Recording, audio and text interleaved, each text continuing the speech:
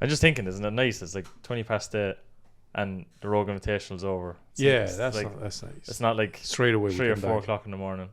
Dive in straight away.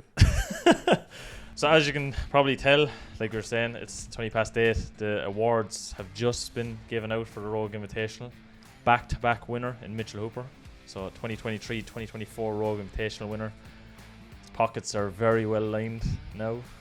So is it $120,000, I think, is what they ended up paying. So easy money for Mitch, eh? Very easy money. 10-point win. Yeah, like dominant.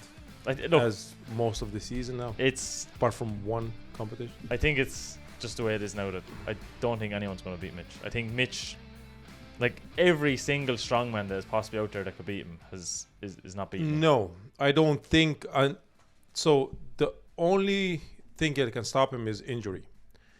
I don't think that Thor can get to the point as well where he's overhead that good that he can beat Mitch. Or if it is good, that Thor will lose in Farmers and Yoke. Yeah, because as you can see in the very last event, like Thor's overhead was probably a bit better than what we were expecting. Yes. He showed up a lot of people. So 170, 180, he couldn't, but like most of the guys, they couldn't. But even 170, I was surprised he'd get to 170. No, I wasn't. Like we saw that he's capable of. Yeah, and he's very good of like sort of, I think, recovering in between the events. He's with food, with supplements and everything else. Yeah, he's very good. He's very good. Yeah. Yeah, and he looked, by the way, humongous. He looked like a mountain. Yes, he literally looked like a mountain, you know. And Tom on the same points as Thor. Yeah, Tom, again, probably like you were saying when he took the time off the Giant Slave World Tour Finals. It's probably the best thing he could have done. Yeah. On the podium. Singleton looked massive as well. Very big. I think everybody came into this competition huge. Yeah, Luke. And they had to be, realistically, for the sheer weight that they were lifting. When you actually look at the events that was going on, like I'm straight up, I'm very impressed. Like I know you have a couple of things you're not impressed about with the show, which with the camera angles and such. Yeah, the camera. I didn't like it. I think they were like, I couldn't see the athletes. I'm not used to that kind of like CrossFit, as you call it. Yes, CrossFit style. Yeah, I like. There's 5 guys moving at the same time, and I don't see what's going on. The same with log. Like they had that farmers into the log, right? With women as well. I couldn't see it. They zoomed out, and I was watching like Tom, for example, lift and first 2 lifts. I couldn't see, was it easy? Was it not easy? It was from way outside. Yeah, right up in the rafters. Yeah, so I just, to me it's like I don't know, it's just, to me that's not strongman sort of. Maybe I'm used to World's Strongest Man, Giants Live. Giants Live does a phenomenal job when it comes to like filming the athletes and their show. Who else is there? Show Classic does a great job. Arnold Classic is unbelievable. I know Rogue is probably catering more towards the CrossFitters. That's why they did that angle. But I'd imagine to have, say, the camera set up in a way that, like you're saying, it's very easy for him to maneuver between the strongman and the CrossFit when it comes back. Yeah, but that's the only reason. But to me, it's like, it was kind of strange. Yeah, I don't know. It was way out. I was like, what am I looking at over here? Was it easy? Like, and we want to see how they perform. You know, like in what shape they are, but just based on the lifts, like, you know. And I just couldn't see it. So that's one of the probably critiques. The other one, I think that the buzzer. The buzzer. Yeah, like I will admit the buzzer as well. I wasn't really a fan because we've seen in a lot of occasions, we're both on the strong woman side and the strongman side, that the athletes finish and they're like, and they're like, they forget. No, Yeah. Like it happened with Thor on with Thor and power drive. Yeah, with Tom as well. It happened. It just, I don't know. It's unnecessary distraction, if you ask me. Yeah, is it like for stopping the time more accurate? But if you kind of I think that's what it is. Yeah, it's probably started, but like. Again, we weren't there, so I don't know. Was it the judge doing this as well, or did just the buzzer stops the? Because I know that a couple of times you see the judges, like, you know, when they finish off and they're like, I finished, and the judge is like, you know, press the button. Press the button. So it happened with was it Evan Singleton? He missed out on the power drive, so he thought he had it finished off completely, hit the red button. Yeah. And then he like laid back, and he was like, oh no, I didn't. You have to finish it. Yeah. So I there was a bit of confusion, but other than that, I think the competition was pretty smooth. I'm very happy with like how efficient it was ran. Because the events, the way they were designed, were very quick events, but they were still very intriguing events. If that makes sense. I think I said it before that I don't think it's going to be a bad competition. A lot of people were kind of criticizing it, the events and the medleys, but I have to say I enjoyed it. I was very adamant, or not adamant. Sorry, I was very like unsure with the Rogue Invitational because I know we said before that like they could have done a couple of things better in the past, like mainly the deadlift, was it the Tower of Power or something as well was called. You remember the deadlift machine, that was where like timber was right across where the athlete was deadlifting. See, now I think this time around, I think P&J Live was a great venue. The way they had it done as well, it was phenomenal looking. So like you'd see all the invitational like posters around the place, the way the screens were over, so even anyone in the stands could see the big screens that are showing the stands. I think it was very like well done.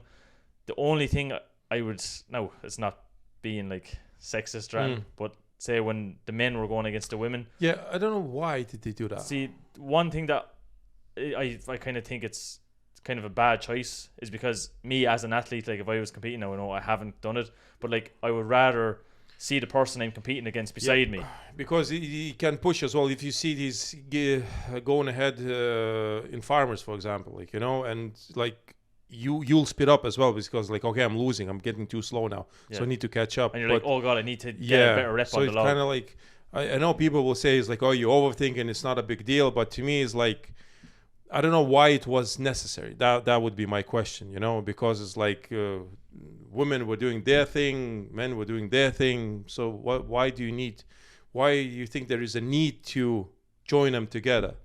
Because after that, I don't think that they did it. No, I think it was only the farmers. Yeah, the farmers into the log. And I see in that kind of situation as well, I think the log was a bit heavy for the women. There was a couple of failures. I think with women it was kind of weird to watch because there's some women are really good at one thing and not great in the other thing, and it was very big disparity in between. It's not like Mitchell Hooper or Tom or Thor. They win it every time. Yeah, it's like one athlete wins and then they might finish last. It is more intriguing, I have to say, you know, but keeps it fresh. Yeah, but that thing would in that medley from farmers into a log, it was kind of weird to see women and men competing next to each other in a way, but they weren't competing though. Yeah, that's what I mean. Like, so I know that if I was the athlete, I'd rather see the person I was competing against. Yeah, that was always the case. Yeah, the position when I was competing. But to me, I don't know. I don't get it. I think now I have to say, the logs were very nice. They were beautiful looking. Yes. I'll tell you what my favorite. And it was day one. My favorite thing, very first event. Hafthor Bjornsson does 1,010 pounds on the deadlift. Yeah. And then everybody's like, oh, that's the event over. And then Thor goes over. He's like, oh, is there any money if I break the record? I think it's 1,040 pounds is what I said. You know, times are tough. The economy is bad. It's not great. I love Thor. When it comes to that, he's I think can you imagine? I think he probably tried to push them. Oh man, it's hard times, you know, more kids. The economy is crazy. even in the competition, try to tell them like, come on, just give me the money. Give me some. I'll try it. Yeah, there was definitely something beforehand, like leading to the competition. 100%. He's probably sending an email once a week. Email exchanges, message exchanges, and he was denied. He's like, okay, I'll wait. I'll push them on the day. And it's so good. The owner, I believe, of Rogue or co-owner, one of the main people in Rogue. Yeah, the woman. She wasn't budging at all. No. She's like, nah. I would expect 50k. Yeah, he can always go to Giants Live, which will never happen. They would definitely give him 50k. Oh yeah. Probably even more. I think at this stage now they just want the record set. Yeah. So they could even offer 70. I'd say. I think if he's in Vegas. Yes, in Vegas. Oh yeah, in Vegas. But like that's a different point. No, it's not even a point. We always had hope that it might happen, but it's not. I don't think that it will ever happen now. And Thor seems like he's not getting any younger. He has 2 more years probably in the sport, something like that. Max, yeah, and he will have to finish it, and it would be nice to see. But he will try to break the record. Just not. But but if Rogue is not paying, I don't know if Arnold will pay him. But other than that, Thor did as well phenomenal, knowing that he's come back after that injury that everybody knows, and he injured his foot as well. Yeah, his right foot, I believe. Well, he had some sort of in the ball of his foot or something. There was so plantar fasciitis. I think. Yeah, so he had that before in 2018 when he lost to Litzes. Or was it 19 or 18? 2019. 2019, right? When he lost. So it seems like, but I think it's the other leg now. It's the same. I'm not sure. But anyway, so he still managed to finish in second place, joint second place. Still an animal. Still an animal. Like and maybe next year his overhead will get to the point where he won't be losing too many points, and because his log was really very bad. Yeah, because like last place in event. Oof. Yeah, like when you see the actual competition itself. So I think if you were to go on a whole, I'd be very happy with the Rogue Invitational this year. I think it's a massive step up. I didn't notice any discrepancies. Any screw-ups. Yeah, there was nothing I could say even with the referee that I could say like, oh, that was a bit like there was nothing. There was. I think it was perfectly run. I think the power drive event. You remember we were wondering, is it going to be like the Conan's wheel push? Is it going to be what? I like that. I really thought it was cool because it looks like a big hay bale. Kudos to Rogue. I think that's. I was like, okay, that's awesome. That is, like, it's a big bale of hay that you're trying to. Because that's what I was thinking afterwards. It's like if you were an athlete now wanting to train for next year, such a strongman farmer. Go to your closest farmer that's wrapped in like bale wrapped and just say, right, can I borrow that for a day? It's very close to heart to Kilkenny, where we are, because a lot of farmers around with that kind of stuff. The Hoosfeld bag as well. Well, it was close enough. It was 170 kilos, very close to the actual weight. And then you have like the sled pull on the grass. So like there was no giving it. I liked as well like they have to keep the butt on the thing when they're pulling it. So like there was a lot of rules I seen even in a situation where Evan Singleton, when he was pushing the hay bale, he went off to the side. Yeah, he did. Magnus was like, you need to get that back in. Yeah. So like I think the way the rules were done, they were very strict, but like every athlete knew what the rules were beforehand. So I'm like Thomas Evans, right? Thomas Evans. Yeah, he impressed me. Yes. And I feel bad now because I did say leading up to it. I feel he really messed up in that one medley where he couldn't pick up the Husafel bag. That's where he lost a lot of points. Where he lost. I think it was in the inverse stones. He was after doing something to the bicep. Okay. I think it was on the third stone. I remember when he was lifting it, and then all of a sudden he like jumped back. Yeah. And I was thinking, here we have an injury. But other than that, he's like his log. Farmers and log was unreal. Like talking about the event, Mitch Hooper, holy. Yeah, I don't know how he didn't break his back. Yeah, with the log. well, why did he just drop it? That's kind of coming. Dude is so overextending with everything when it comes to flexibility. Must be cruel. It's like crazy. His spine is probably screaming after today. It's like, oh no, what are you doing to me? So, but other than that, like we said, the competition was pretty good. Yeah, I think Rogue, if you were doing like a synopsis of the competition as on the strongman side, strong woman side even as well, I think there's change nothing. In my eyes, I wouldn't change. They don't anything. need. I think they get in like. I think they kind of like with all these events, they discovering where they are in strong man, strong woman world, like and that's not a bad sort of like I don't know what do you call that. It's a good area to be in because like setups, that when it comes to setups, the events, that's going to be the face of the Rogue Invitational. I think everything now is going to be tallied off this one, if that makes sense. So like you want to say, right, how are we going to compare to the 2024 Rogue Invitational? Like I think the way the weights were picked for both sides, strong women, strong men, perfect. Yeah. Like when you see the super yoke into the power stairs. Like the power stairs, everybody finished them. Yeah, so that's where I was like, maybe the heavier. Yeah, and I don't know, the yoke distance maybe could have been a little bit longer, I would say, or make the yoke a little bit heavier. And talking about yoke and Thor, again, moving event Thor, because I don't know, maybe that foot problem that happened to him because he was so slow. He was so slow. I think Thor, when he went back into the powerlifting side, I think he lost his mobility side and he got very statically strong. Yeah, like unbelievably. Unbelievably static. Like his deadlift, his squat has gone very good. So I think he probably lost the movement capability because realistically he went from strongman into boxing, which is not very much moving. It's kind of bobbing and weaving. Still you had to run, like you still have, but there's still mobility, but I just don't know, like I guess he needs to be that heavy. I guess it's the size. Like to be that strong, to carry that much muscle, he's going to have to be that way. But like there's a good example of, for example, Janashi. Remember Janashi? Yeah. So where he was like 155 kilos, 153 kilos.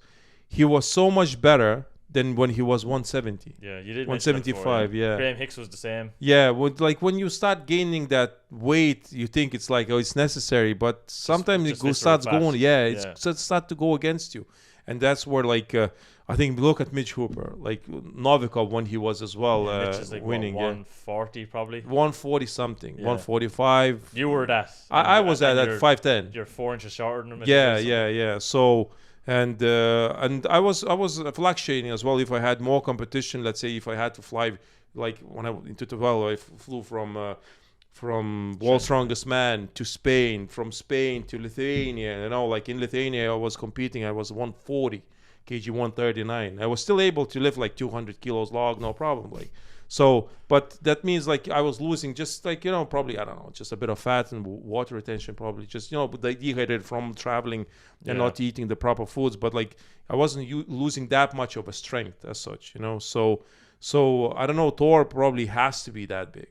Yeah, in order for him probably to just be competitive. But even now, like we see, so he finished even points with Tom Stoutman. He took second place because he had more event wins. Tom is probably going to be a bit annoyed about that.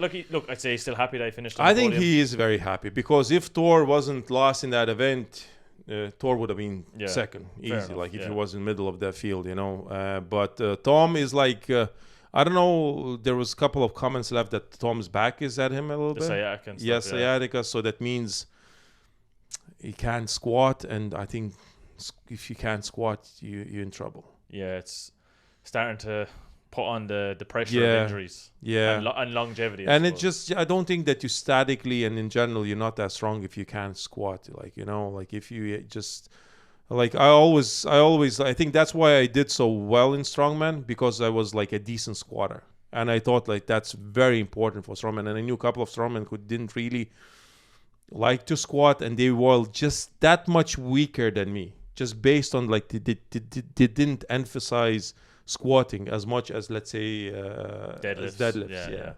Yeah. So I think deadlifts are the squats are very important if you want to do well in strongman. And Mitch Hooper is one of the people that proves it. Yeah, he's just massive quads, and it helps him win with everything. Yeah. So people that probably have seen our prediction video, we didn't get the predictions right. Again, I was close. You were close. I had Mitch. Then I had Tom, I had Hafthor, I had Luke, and then I had Evan. Yes. You had swapped. You had Evan and Luke swapped. So we were close enough. Top 5, we guessed it right. Yeah, we're close enough. Yeah. But look, I think overall, if Rogue Invitational do the same again, now look, I'm not saying it has to be in P&J Live. I would like it to be in P&J Live. I don't know if it was a success. It seems like they had a bit of crowd there. So yeah, because I would like to go next year. Definitely. Yeah. I didn't get to go this year. Next year, go. But even if they don't go P&J Live, if they go the same kind of idea, have it indoors, not like the Dell Diamond where weather can kind of affect it. Once you have it inside, it's weather controlled. You don't have to change things on the fly, and you can have it set out really nice. So just better for the sport. Better for the sport. But look, overall, I really like the show. I think it's probably an 8.5 out of 10 show in my eyes. Yeah. I'd never give a perfect 10 because I always do better. Yeah, but I think 8.5, 9 is good enough. So look, Rogue Invitational, you're doing something very well. Keep it up. For anyone that was watching at home, please let us know in the comment section. We've seen a lot of comments on the predictions, like some good topics, I suppose. Mm-hmm. There was a lot of people giving some good information, giving good opinions on how the show would have went. So look, we love seeing those kind of comments. So make sure to leave the comments down below. Like always, if you made it this far in the video, make sure to press the like button. If you're new to the channel, subscribe. We hope to see a lot of subscribers after the Rogue Invitational. So if you are subscribed, please press the bell icon. It'll keep you up to date with everything that's Lalas Brothers, and we'll see you in a future video. See you later, guys.